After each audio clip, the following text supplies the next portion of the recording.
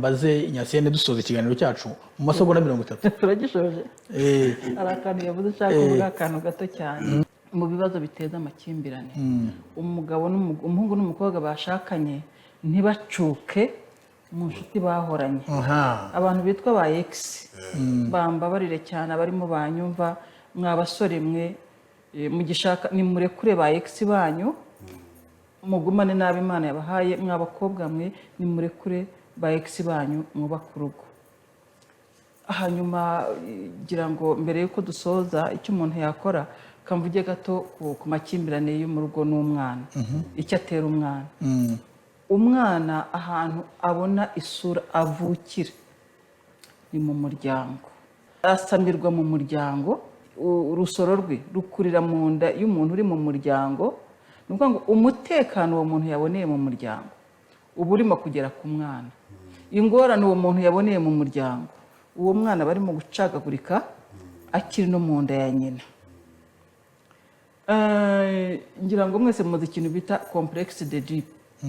Complexe d'Oedipe ni ahantu umwana yisanisha kuri papa we, niba ari umukobwa umuhungu akisanisha kuri mama we, bikazageza igihe bamaze kugera ku myaka runaka yo mu bwangavu, noneho hahandi yisanishaga kuri papa we akaza kubona undi muntu mwiza cyane ujya gusa na se.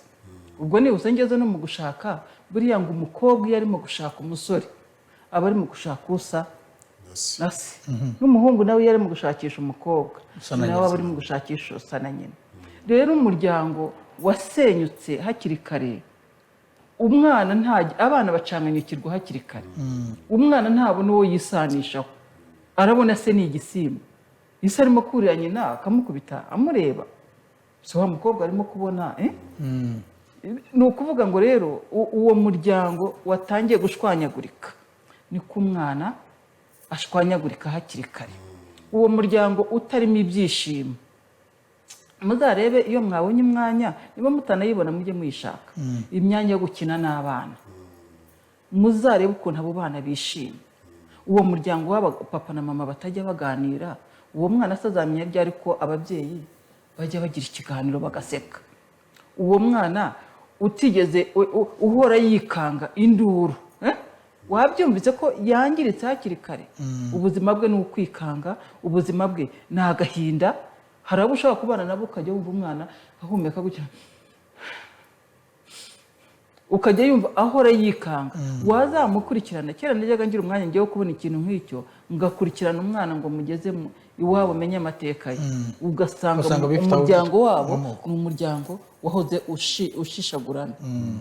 Hanyuma aba bana buzuye mu mihanda tubona, kuko umwana wavukiye mu rugo rurimo amakimbirane ntuzamubwire ngo aziga ate se aratuje.